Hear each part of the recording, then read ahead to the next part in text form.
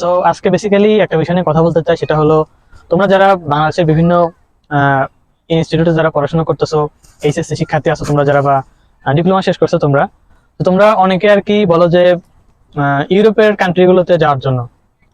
So ইউরোপের কান্ট্রিতে basically diploma প্রোগ্রামের জন্য যাওয়া পসিবলই না, কোনো ওই ধরনের কোনো কান্ট্রিতে ডিপ্লোমা প্রোগ্রামের জন্য স্টুডেন্ট, ইন্টারন্যাশনাল স্টুডেন্ট নেয় না।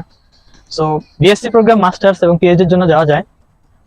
সেক্ষেত্রেও তোমার এডুকেশন লেভেল বা তোমার ব্যাকগ্রাউন্ড এডুকেশনাল তোমার যে রেজাল্ট অত্যন্ত হাই থাকতে হয়, এবং তোমার অনেক ব্যাংক ব্যালেন্স লাগে। যেমন তোমার ইউরোপের যে কোনো একটা কান্ট্রিতে তোমার যেতে হলে প্রায় 12-15 লক্ষ বা 20 লক্ষ টাকা খরচ করে যাবে, এবং তোমার ব্যাংক ব্যালেন্স দেখাতে হবে মিনিমাম 40 থেকে 50 লক্ষ টাকা। সো এটা বাংলাদেশের অনেকের ক্ষেত্রে এগুলো পসিবল না। সো এই দিক থেকে দেখতে গেলে চায়না, বিশেষ করে এই ক্ষেত্রে চায়না মানে যেমন কোনো ওই ধরনের তেমন কোনো ব্যাংক ব্যালেন্স লাগে না, এবং অত্যন্ত কম খরচে 1 লক্ষ, 1.5 লক্ষ টাকা বা সর্বোচ্চ 2 লক্ষ টাকার মধ্যে তুমি চায়নাতে চলে আসতে পারো ইজিলি, এবং 100% ফুল ফ্রি স্কলারশিপ সহ। এবং পৃথিবীর অন্যান্য দেশে 100% স্কলারশিপ ফুল ফ্রি দেয় না, সেখানেও তোমাদের 50%, 30% স্কলারশিপ হয়। সো এগুলো একটা মানে ডিসঅ্যাডভান্টেজ থাকে বিভিন্ন আদার্স কান্ট্রির ক্ষেত্রে। আর চায়নাতে, বিশেষ করে চায়নার কথাটাই আমি কেন বারবার বলি, বা চায়না যেহেতু আমি আসি, বা তোমরা বলতে পারতো ভাই চায়নার বিষয়ে এত বেশি বেশি কেন বলেন, কারণ চায়না পৃথিবীর এখন সেকেন্ড একটা কান্ট্রি, ওয়ার্ল্ডের সেকেন্ড একটা কান্ট্রি। চায়নার ইকোনমি পৃথিবীর 1 নম্বর। সো চায়না এবং রাশিয়া, আদার্স কিছু কান্ট্রি মিলে ব্রিক্স নামক একটা সংগঠন তৈরি করতেছে, যেটা তোমরা হয়তো অনেকে জানো যারা ইন্টারন্যাশনাল নিউজ নিয়ে বা ইন্টারন্যাশনাল নিউজ টিউজ যারা দেখো। সো ব্রিক্স এর মানে মেন যে আর কি, ওরা পৃথিবীর একটা আর্থসামাজিক একটা চেঞ্জ আনতেছে, ওরা পৃথিবীর যে মুদ্রা ব্যবস্থা এর মধ্যে একটা চেঞ্জ আনতেছে। সো এই ক্ষেত্রে ওরা হলো নতুন একটা মুদ্রা ব্যবস্থা তৈরি করতে হচ্ছে, সেটা হলো হয়তোবা চাইনিজ ইউয়ানে হবে, নয়তোবা রাশিয়ার রুবলে হবে। তো যদি চাইনিজ ইউয়ানে হয়ে যায়, সেই ক্ষেত্রে যারা চায়নাতে বসবাস করে, যারা বাঙালি আছি আমরা, বা যারা আদার্স কান্ট্রি স্টুডেন্ট আছি, যারা পড়াশোনা করি, বা যারা স্টাইপেন্ড পায় প্রতি মাসে বা ইয়ারলি, সো একবার ভেবে দেখো তাদের স্টাইপেন্ডের পরিমাণ তাহলে কত হবে, তো বাংলাদেশি টাকা কি রকমের মানে তাদের অবস্থা হবে।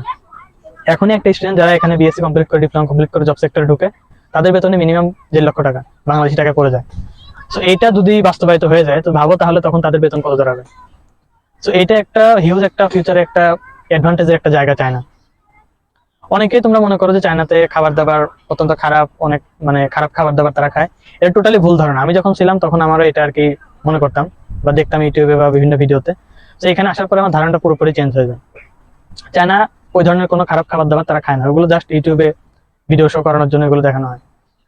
এখানে খাবার দাবার অত্যন্ত ভালো, এখানে হালাল খাবার দাবার পাওয়া যায়, যে কোনো ধরনের খাবার দাবার এখানে পাওয়া যায়। আজকে অর্ডার দিলে কালকের মধ্যে চলে আসে, নিজের মানে আমি যে জায়গায় থাকি ওই জায়গায় চলে আসে। তো আমাকে জাস্ট শুধু নিচে নেমে খাবারটা রিসিভ করতে হয়, এতটুকুই। তো এটা একটা হাইলি একটা ফ্যাসিলিটি সম্পূর্ণ দেশ, টেকনোলজির দিক দিয়ে পৃথিবীর 1 নম্বর। সো এই জন্য চাইনিজ গভর্নমেন্ট এত এত স্কলারশিপ দেয়। তো এটা তোমাদেরকে বুঝতে হবে। আর আদার্স কান্ট্রি যারা তোমরা যাইতে চাও বা যারা ইয়ে করতে চাও, তোমাদেরকে বলবো তোমরা ভালো করে খোঁজ খবর নাও, দেখো আদার্স কান্ট্রির অবস্থা কি অবস্থা। আজকে ইউরোপের অবস্থা শোচনীয়। সেখানে তোমার মুদ্রাস্ফীতি, তোমার ইউরোপের দেশগুলো রাশিয়া ইউক্রেন যুদ্ধের জন্য অনেক মানে স্থবির অবস্থা, অনেক মানে স্টুডেন্টকে দেশে ফিরে আসতে হচ্ছে ইউরোপ কান্ট্রি থেকে। কানাডাতে ভিসা অলরেডি বন্ধ করে দিচ্ছে। তো এই ক্ষেত্রে চায়না হতে পারে একটা বিশেষ একটা সম্ভাবনাপন্ন একটা জায়গা। সো এটাই আজকের বলার ছিল। তো তোমরা খোঁজ খবর নাও, বিশেষ করে দেখো বিষয়গুলো।